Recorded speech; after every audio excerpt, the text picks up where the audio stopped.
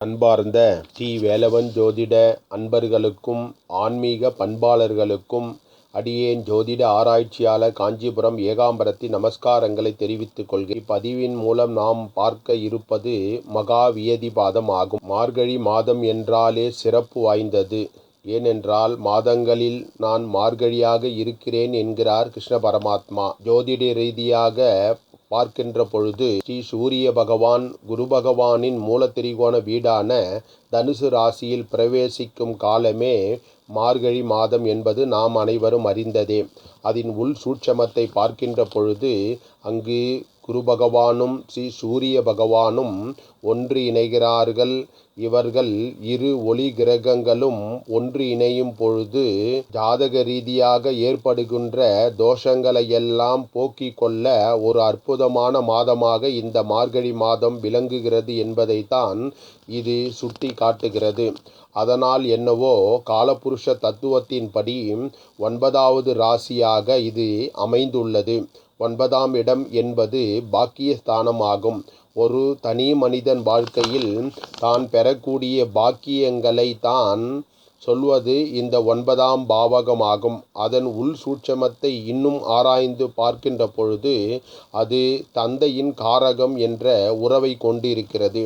எனவே தான் நம் முன்னோர்கள் மார்கழியில் அனைத்து கோயில் ஆலய வழிபாடுகளையும் மார்கழி மாதத்தில் செய்து புண்ணிய பலன்களை பெற்று வாழ்ந்திருக்கிறார்கள் என்பது இதன் மூலம் தெரிகிறது. இப்படிப்பட்ட மார்கழி மாதத்தில் மேலும் புண்ணியம் பெற வருவது தான் இந்த மகா வியதிபாதம் ஆகும். இப்படி மாதம் அமாவாசை திதி வந்தாலும் கூட தை மாதம் வரக்கூடிய அமாவாசை திதி முக்கியத்துவம் வாய்ந்ததாக பார்க்கப்படுகிறதோ அதுபோலவே மாதம் வரக்கூடிய வியதிபாத சிராத்தமாக இருந்தாலும் மார்கழி மாதம் வரக்கூடிய வியதிபாத சிராத்தமே மகா வியதிபாதம் என்று முக்கியத்துவம் வாய்ந்ததாக ஜோதிட சாஸ்திரம் கூறுகிறது. இந்த மார்கழி மாதத்திற்கும் வியதிபாதத்திற்கும் என்ன சம்பந்தம் என்று ஆராய்கின்ற போதுதான் அதில் ஒளிந்திருக்கக்கூடிய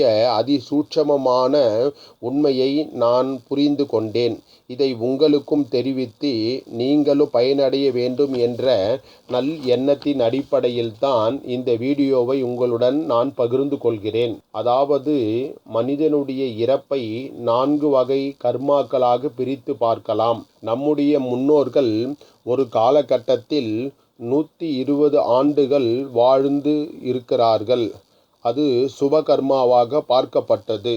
காலப்போக்கில் அது 100 ஆண்டுகளாகவும் மாறி இருக்கிறது. பிறகு அது 80 ஆண்டுகளாகவும் மாறி வந்திருக்கிறது. தற்போதுள்ள சூழ்நிலையில் 70 ஆண்டுகளாக இருந்து வருகிறது.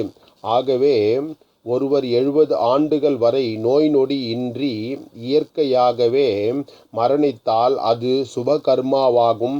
அந்த ஆத்மா சொர்க்க பிராப்தி அடைந்து மீண்டும் தனது பிறப்பை எடுக்கின்றது என்கிறது கருட புராணம். ஆனால் அவ்விதம் இல்லாமல் அது அசுப கர்மாவை பெற்றால் அந்த ஆத்மாக்கள் எளிதில் புனிதம் அடையாமல் பெரும் அவஸ்தைக்கு ஆளாகிறது என்கிறது கருட புராணம். இதன் அடிப்படையில் அசுப கர்மா எனப்படுவது 70 வயதுக்குள் நோய் ஏற்பட்டு நீண்ட நாட்களாக படுத்த படுக்கையாக இருந்து இறப்பதும், திடீர் நோய் ஏற்பட்டு இறப்பதும் அசுப கர்மாவாக பார்க்கப்படுகிறது. அது மட்டும் இல்லாமல் கொலை செய்யப்பட்டு இறப்பதும், விபத்துக்கள் ஏற்பட்டு உடலை கூறு போட்டு இறப்பதும், தனது உயிரை தானே மாய்த்து கொள்வதும் துர்மரண கர்மாவாகும். மேலும் விஷ ஜந்துக்களால் கடிப்பட்டு இறப்பதும், விஷத்திற்கு சமமான முறையில் இறப்பதும் விஷ கர்மாவாகும். இவ்வித கர்மாக்களும் அசுப கர்மாவாகவே பார்க்கப்படுகின்றன.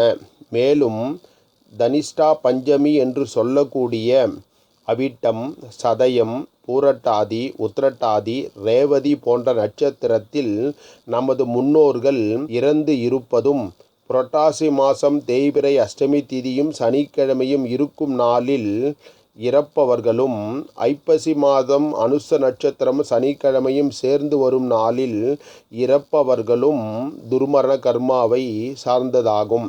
அது மட்டும் இல்லாமல் அமாவாசை திதியிலும் பஞ்சமி திதியிலும் பிறந்து இருக்கிறவர்களுக்கும் இவ்வித ஊழ்வினை கர்மாவினால் பாதிக்கப்படுகிறார்கள்.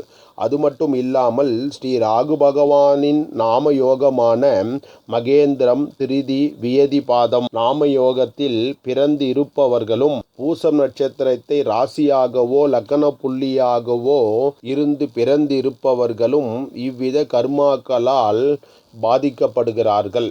மேலும் ஜாதகத்தில் நீர் ராசிகள் என சொல்லப்படும் கடகராசியும் விருச்சிக ராசியும் மீன ராசிகளிலும் கிரகங்கள் இருப்பவர்களும் இவ்விக ஊழ்வினை கர்மாவால் பாதிக்கப்பட்டு அதிக அளவில் துன்பப்படுகிறார்கள். அவர்களும் முன்னேற முடியாமல் அவர்களுடைய சந்ததிகளும் பாதிப்படைகிறார்கள் என கருட புராணம் கூறியுள்ளது.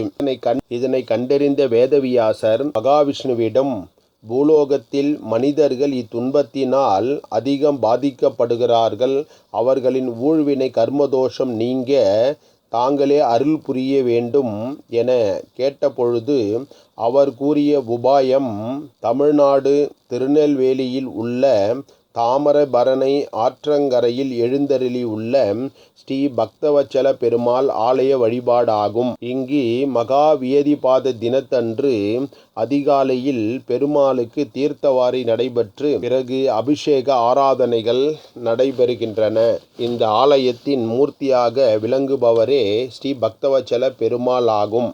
பூலோகத்தில் இந்த ஊழ்வினை கர்மாக்களால் பாதிக்கப்பட்டு இருப்பவர்களும் அவருடைய சந்ததிகள் சொர்க்க பிராப்தி அடையாமல் இருப்பவர்களும் முறையாக சென்று அங்கு பக்தவச்சல பெருமாளுடன் தீர்த்தவாரியில் நீராடி அவர்களுக்கு முறையான முறையில் திதி தர்ப்பணம் கொடுத்து அந்த பக்தவச்சல பெருமாளை வேண்டுகின்ற பொழுது அவரே அதனை ஏற்றுக்கொண்டு அந்த ஆத்மாக்களுக்கு எல்லாம் புனிதம் அடைவித்து அவர்கள் சொர்க்க பிராப்தி அடைகிறார்கள்.